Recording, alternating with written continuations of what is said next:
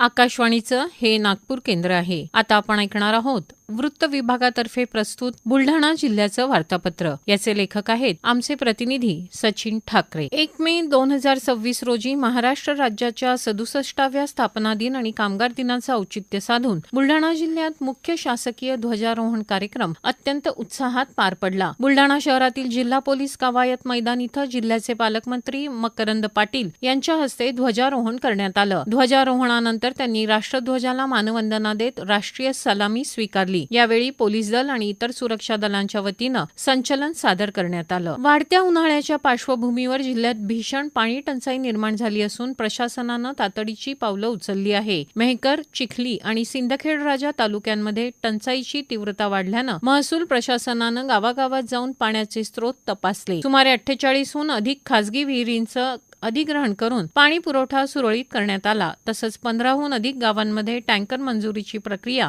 गतीनं पूर्ण करण्यात आली. नागरिकांना पाणी टंचाईचा त्रास कमी व्हावा यासाठी जिल्हा प्रशासन युद्ध पातळीवर काम करत आहे. जिल्हाधिकारी कार्यालयात झालेल्या जिल्हा नियोजन समिती बैठकीत पाणी टंचाई निवारणासाठी अतिरिक्त निधी मंजूर करण्यात आला. पालकमंत्री मकरंद पाटील यांच्या अध्यक्षतेखाली झालेल्या या बैठकीत विविध विकास कामांवरही चर्चा करण्यात आली. खरीप हंगाम 2026च्या पार्श्वभूमीवर कृषी विभागानं जिल्हाभरात विशेष शेतकरी मेळावे आयोजित केले.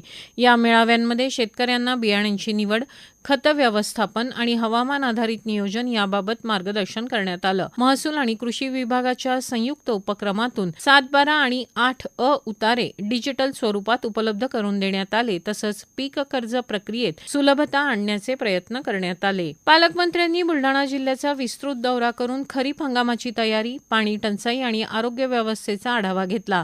नागेशवाडी इथं झालेल्या अतिसाराच्या उद्रेकानंतर त्यांनी ग्रामीण रुग्णालयास भेट देऊन परिस्थितीचा आढावा घेतला.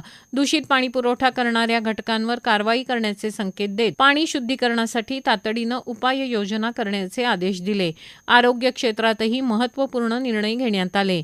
शेगाव इथं झालेल्या राष्ट्रीय आरोग्य मेळाव्याच्या यशानंतर ग्रामीण भागातील प्राथमिक आरोग्य केंद्रांमध्ये आयुष उपचार सुविधा वाढवण्यासाठी विशेष निधी आणि मंजुरी जाहीर करण्यात आली. यामुळे ग्रामीण आरोग्य सेवा अधिक सक्षम होण्यास मदत होणार आहे. सिंदखेड राजा तालुक्यातील वर्दडी शिवारात डायल 112 वर मिळालेल्या माहितीच्या आधारे पोलिसांनी 14 वर्षीय मुलीचा बालविवाह वेळेत रोखला. या कारवाईनंतर महिला आणि बालविकास विभागानं अशा घटनांवर बारीक नजर ठेवण्याचे निर्देश दिले असून बालविवाह प्रतिबंध मोहीम अधिक तीव्र करण्यात आली आहे. कृषी क्षेत्रात खरीप 2026 नियोजन अंतर्गत शेतकऱ्यांना हवामानानुसार शेतीचं नियोजन करण्याचे मार्गदर्शन करण्यात आलं.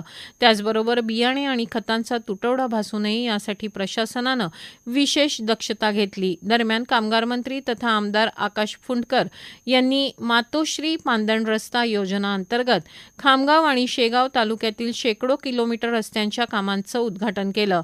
ग्रामीण भागातील शेतकऱ्यांना शेतात जाण्यासाठी बारमाही रस्ते उपलब्ध व्हावेत हा या योजनेचा मुख्य उद्देश आहे. शेगाव येथील संत गजानन महाराज संस्थानानं मंदिर परिसरात मोबाईल वापरावर बंदी लागू केली असून भाविकांच्या शिस्तबद्ध दर्शनासाठी नवीन नियमांची अंमलबजावणी सुरू केली आहे. भेंडवळ येथील प्रसिद्ध घटमांडणीचे वार्षिक भाकीत यंदाही अक्षय तृतीयेच्या मुहूर्तावर जाहीर करण्यात आले.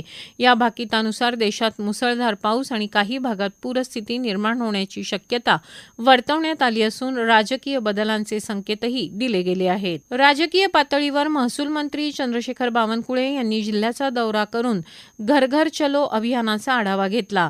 खामगाव, चिखली आणि शेगाव इथं पक्ष पदाधिकाऱ्यांच्या बैठका घेऊन केंद्र आणि राज्य सरकारच्या योजना तळागाळापर्यंत पोहोचवण्याचे निर्देश त्यांनी दिले. जिल्ह्यात शेगाव तालुक्यातील उन्हाळखेड गाव स्वगणना करणारं पहिलं गाव ठरलं असून एकाच दिवसात 20 कुटुंबांची डिजिटल नोंदणी करण्यात आली. 14 मे रोजी धर्मवीर छत्रपती संभाजी महाराज यांच्या जयंतीनिमित्त बुलढाणा शहरातील जयस्तंभ चौक परिसरात उत्साहपूर्ण वातावरणात जन्मोत्सव सोहळा पार पडला. यावेळी केंद्रीय आयुष तथा आरोग्य आणि कुटुंब कल्याण राज्यमंत्री प्रतापराव जाधव यांनी छत्रपती संभाजी महाराज यांच्या पुतळ्यास पुष्पहार अर्पण करून अभिवादन केलं. आताच आपण ऐकलं वृत्त विभागातर्फे प्रस्तुत बुलढाणा जिल्ह्याचं वार्तापत्र. याचे लेखक होते आमचे प्रतिनिधी सचिन ठाकरे.